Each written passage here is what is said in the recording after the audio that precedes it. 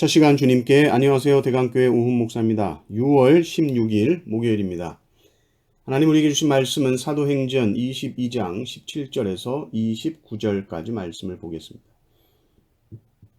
후에 내가 예루살렘으로 돌아와서 성전에서 기도할 때에 황홀한 중에 봄에 주께서 내게 말씀하시되 속히 예루살렘에서 나가라. 그들은 내가 내게 대하여 증언하는 말을 듣지 아니하리라 하시거늘 내가 말하기를 주님 내가 주를 믿는 사람들을 가두고 또 각 회당에서 때리고 또 주의 증인 스데반이 피를 흘릴 때에 내가 곁에 서서 찬성하고 그 죽이는 사람들의 옷을 지킨 줄 그들도 아나이다. 나더러 또 이르시되 떠나가라 내가 너를 멀리 이방인에게로 보내리라 하셨느니라.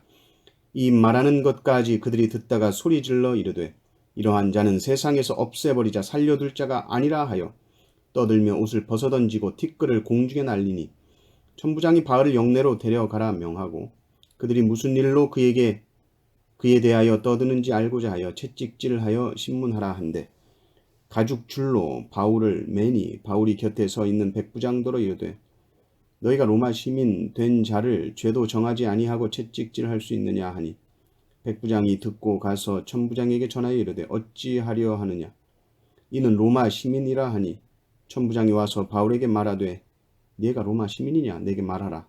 이르되 그러하다. 천부장이 대답하되 나는 돈을 많이 들여 이 시민권을 얻었노라. 바울이 이르되 나는 나면서부터라 하니 신문하려던 사람들이 곧 그에게서 물러가고 천부장도 그가 로마 시민인 줄 알고 또 그 결박한 것 때문에 두려워하니라. 아멘. 바울은 자신을 피투성이가 되도록 두들겨 팬 그 군중들을 향해 다시 나아가 복음을 전합니다.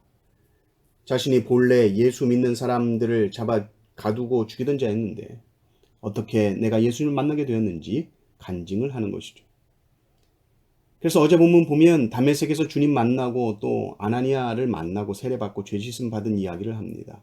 그리고 오늘 본문 계속해서 이야기를 이어가는데 바울이 성전에서 기도할 때 주님 음성 들은 이야기를 합니다. 예루살렘을 떠나라고 하셨다. 왜요? 유대인들이 말을 안 들을 것이다. 주님, 제가 유대인들을 다 압니다. 제가 예수님 믿는 사람 가두고 때리고 스데반 피 흘릴 때 내가 곁에 서서 찬송했습니다. 그래, 주님이 다 아시죠. 그래서 주님이 말씀하신 거예요. 내가 너를 이방인에게 보낸다. 이 주님의 음성을 이제 바울이 들었다. 그 얘기를 하는 거예요. 그랬더니 이방인 이야기가 나오니까 유대인들이 흥분을 하고 소리를 지릅니다. 아주 자신들이 얼마나 교만한지를 드러내는 거예요. 원래 유대인들을 왜 하나님이 택하셨습니까?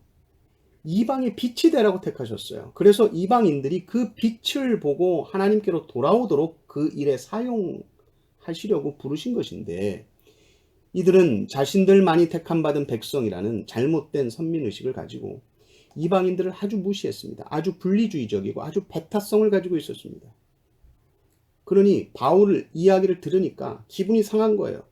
아니 하나님이 유대인들은 말 안 들으니까 바울을 이방인에게 보내셨다. 이게 무슨 소리냐. 저 바울이라는 작자 이 세상에 살려두면 안 되는 사람이다. 옷을 막 집어 던지고 공중에 티끌을 뿌리고 군중들이 난리가 났습니다.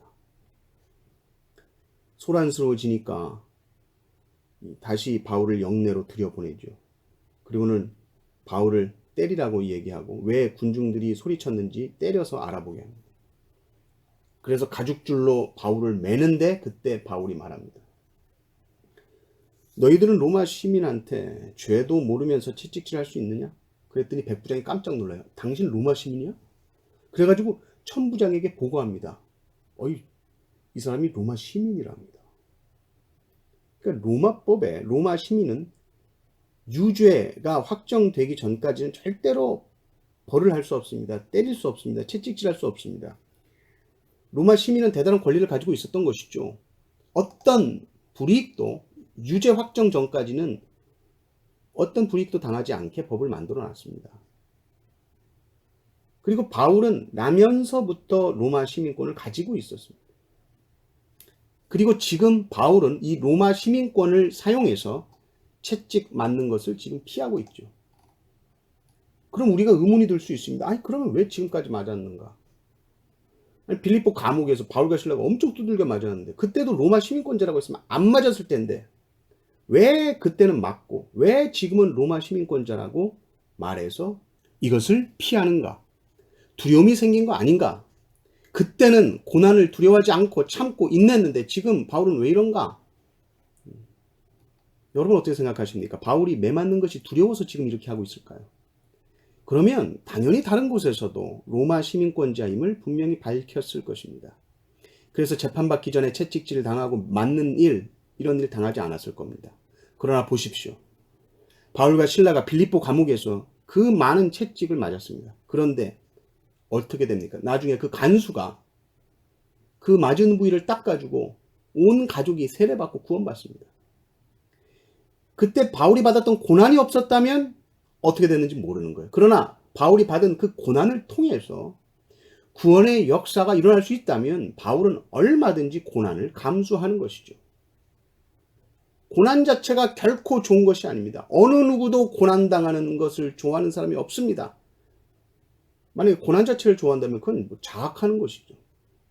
고난 안 당할 수 있으면 안 당하는 것이 좋은 거예요. 의미 없는 고난 당할 이유가 없습니다.